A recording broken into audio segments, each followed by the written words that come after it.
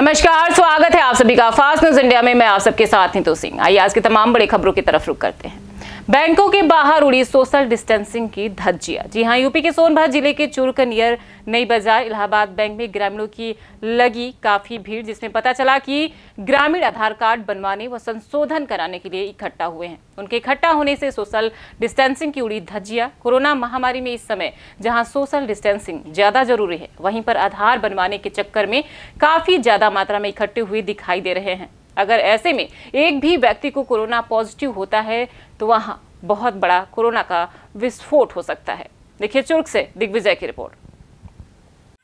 नई बाजार इलाहाबाद बैंक में आधार कार्ड बनवाने को लेकर काफ़ी ग्रामीण वहां मौजूद रहे, जिसमें कि सोशल डिस्टेंसिंग देखने को नहीं मिला। फास्ट न्यूज़ इंडिया से दिग्विजय सिंह, चुर्क, सोनभद्र।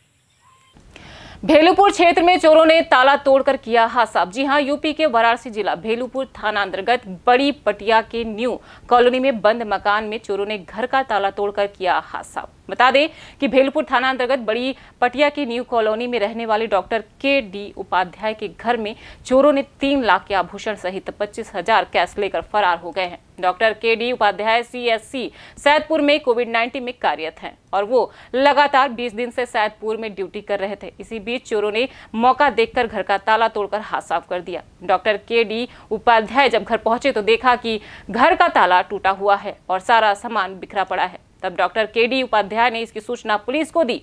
सूचना पर बजरडीहा चौकी प्रभारी मौके पर पहुंचकर पूछताछ कर अग्रिम कार्रवाई करने में जुटे। देखिए वाराणसी से प्रहलाद पांडे की रिपोर्ट। सर अपना परिचय बताइए। मैं doctor KD. Upadhyay CSC Saidpur Ghazipur में पोस्टेड हूँ। क्या हुआ है आपके घर में? मेरा कोरोना हॉस्पिटल में ड्यूटी लगा था गाजीपुर में। इससे मैं 20 दिन के लिए यहाँ से नहीं था। आज आया यहाँ पर और अपने घर पे देखा घर का ताला टूटा हुआ है और सामान चोरी हुआ है। मतलब क्या क्या सामान चोरी हुआ है? सामान चोरी में 2 चेन है, 1 घड़ी है, 2 पायल है, पत्नी का कान का बाली है और 25,000 रुपये करीब कैश है, 1 अंगूठी भी है। लगभग कितने की ज्वेलरी होगी? लगभग 3 लाख रुपए की ज्वेलरी है। ये कब चोरी हुई है आपके घर में? जब मैं नहीं था यहाँ कोरोना हॉस्पिटल ड्यूटी में था, उसी दौरान हुआ है। 2 दिन पहले के लग रहा है। तो आपने इसकी तारीख कहीं दिया है? हाँ, इसको बजरडीहा में अपनी एप्लीकेशन दिया है। मैंने कहा कि हम FIR दर्ज कर लेंगे और मुआयना के लिए भेजा हुआ था यहाँ पर। अतिक्रमण के कारण वाहनों को निकलने में परेशानी। जी हां, मध्य प्रदेश के उज्जैन जिले के नागदा थाना अंतर्गत में गांव भीमपुर में गांव में आ रहे मेन रोड पर लोगों ने किया अतिक्रमण, जिसके कारण गांव में वाहनों को निकलने में हो रही है परेशानी। अतिक्रमण हटाने के लिए ग्रामीणों ने SDM तहसीलदार को आवेदन भी दिया, पर अभी तक कोई सुनवाई नहीं हुई। देखिए अलसी से अशोक गुज्जर की रिपोर्ट।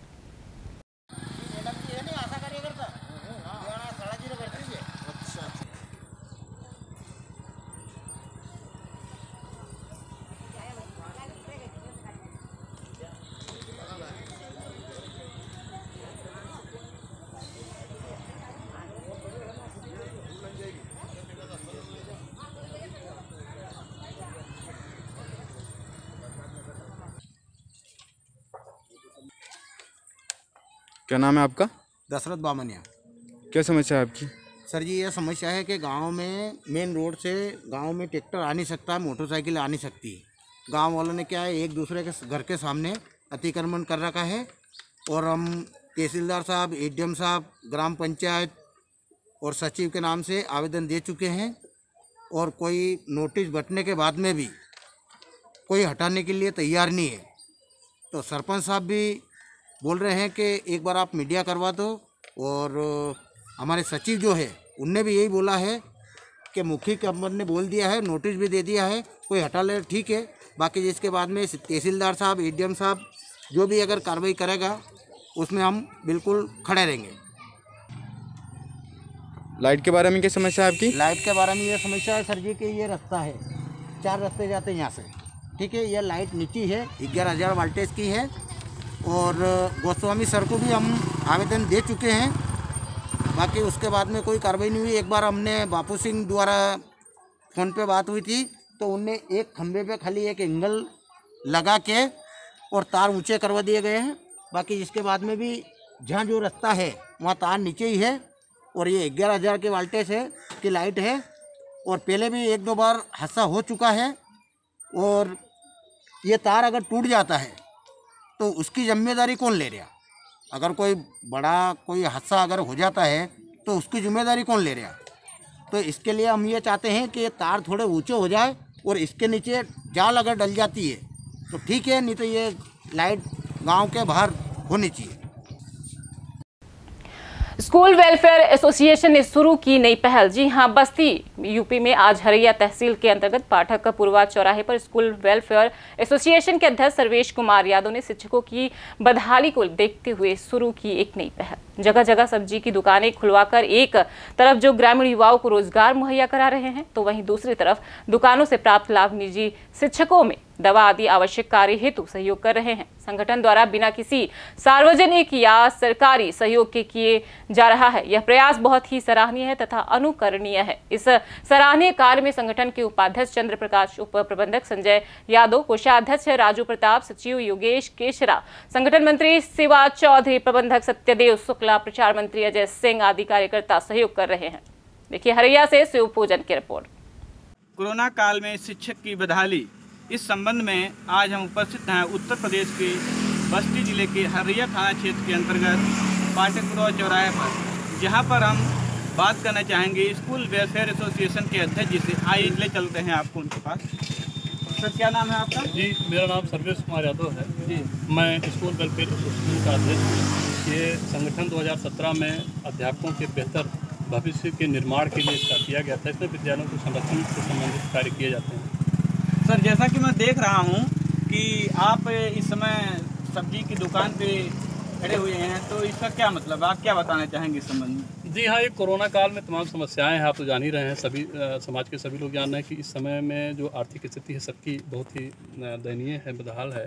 यद्यपि जो है ये सब्जी की जो दुकान है ये अध्यापकों के दवा हेतु, जो जैसे मान लीजिए कोई अध्यापक ऐसा है जिसको दवा की आवश्यकता है या बीमार है, उसकी स्थिति को सुधारने के लिए उसको दवाओं की व्यवस्था करने के लिए किया जा रहा है।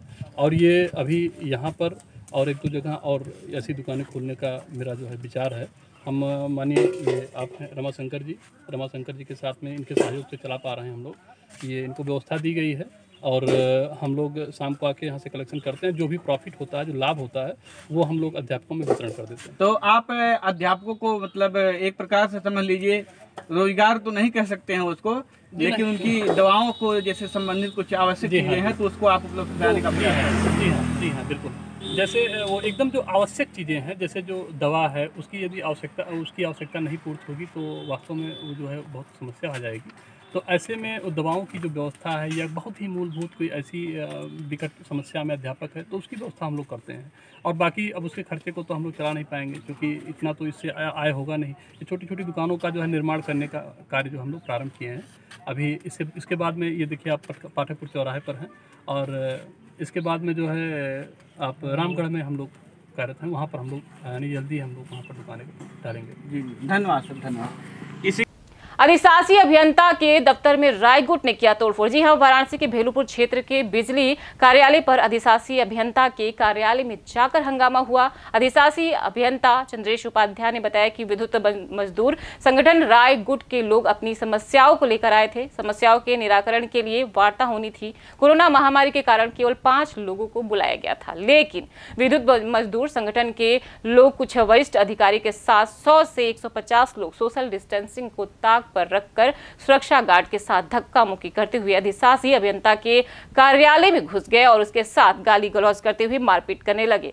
और जान से मार देने की धमकी देने लगे। वहां काम कर रहे विद्युत विभाग के लोगों ने चंद्रेश उपाध्याय को बताया कि यहाँ सभी लोग डरे हुए हैं और यहाँ भय का माहौल है। पूर्वांचल के MD ने कहा कि हमारे पास दोनों पक्षों की तहरीर आई है और इसकी जांच हो रही है, जिसकी गलती होगी उस पर कार्रवाई की जाएगी। कुछ दिन पूर्व ही इस संगठन द्वारा अभियंताओं पर यह दूसरा हमला है। देखिए वाराणसी से प्रहलाद पांडे की रिपोर्ट।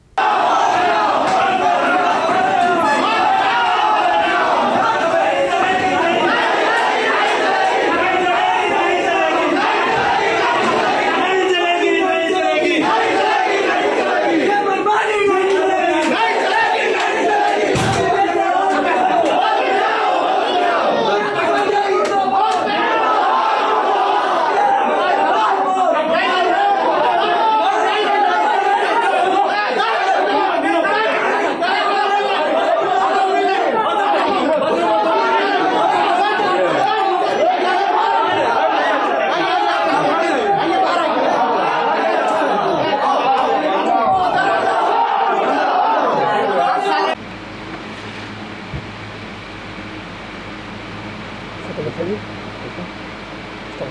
सर अपना कैमरे परिचय दे दीजिए।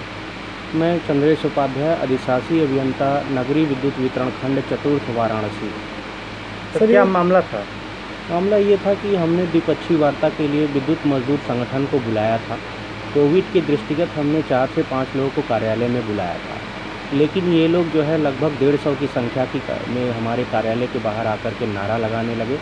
हमने बाहर निकल के इनसे यही रिक्वेस्ट किया कि आप लोग 5-7 लोग अंदर आ जाइए और जो आपकी समस्याएं हैं उस पर वार्ता हो जाएंगी, लेकिन ये लोग माने नहीं और हमारे कार्यालय में लगभग 50-60 की संख्या में घुस गए और वहाँ पे अपने जो है सब लोग नारा लगाने लगे, भद्दी भद्दी गालियाँ शुरू कर दिए। इवन एक कुछ लोग हाथ उठा करके हमारे ऊपर मारने का प्रयास भी किए। हमारे 2 कर्मचारी LV वर्मा और कर्मकार ये सब आकर के हमारा बीच बचाव किए। किसी तरीके से हमें बचाया गया। बाद में चल के MD साहब से वार्ता हुई तो इनको MD साहब ने वहाँ से हटने के लिए कहा। ये उसके बाद हटे तो ज़रूर, बाहर नाराबाजी करके अपना निकल गए। ये पूरी घटनाक्रम है, ये पूरी निंदनीय घटनाक्रम है जिस पे ये लोग पूरी तरीके से प्लान बना करके हमें मारने के ही प्लान से आए थे, जो पूरी तरीके से इनका प्लान था। और उससे हम लोगों की यही डिमांड है कि इनके ऊपर सख्त से सख्त कार्रवाई हो, इनका निलंबन हो और जो भी निविदा कर्मी उसमें इन्वॉल्व थे उनको वहाँ से बाहर किया जाए। आपने किसी थाने में तहरीर दे दिया? हाँ, मैंने भेलूपुर थाने में इसकी तहरीर दी है। वहाँ पे अभी इसका FIR दर्ज नहीं हुआ है। थानाध्यक्ष ने कहा है कि आप रिसीविंग ले लीजिए सर, मैं जल्द ही इस पर जो है दर्ज करा करके आपको अवगत करा दूंगा। जी। आगे सर आप क्या सरकार से क्या कहना चाहेंगे और आगे आप? मैं पहले अपने प्रबंधन MD साहब से यही रिक्वेस्ट करूंगा कि जो भी हमारे इस कार्यक्रम में जो है इन्वॉल्व थे उनको यहाँ से निलंबित किया जाए और जो भी प्राइम 1 के निविदा कर्मी इन्वॉल्व थे उनको हटाया जाए। यही मेरी सबसे प्रथम मांग है। यही इसी के लिए हम लोग यहाँ अडिग हैं। MD ऑफिस में अभियंता संघ की तरफ से हम लोग यहाँ बैठे हुए हैं कि इस पे जो है सख्त से सख्त कार्रवाई। सर जान से मारने की भी धमकी भी दी गई है सर? हाँ, जान से मारने की धमकी दी भी गई है और उसके बाद हमारे खिलाफ जो है उन्होंने अपने पैड पे लिख करके MD साहब को भी अनाप शनाप बिना किसी प्रमाण के आरोपों को उन्होंने पत्र भी दिया है। ये उनका जो है बेसिक वो है, वो पूरी तरीके से हमें मारने के प्लान में आए थे कार्यालय में।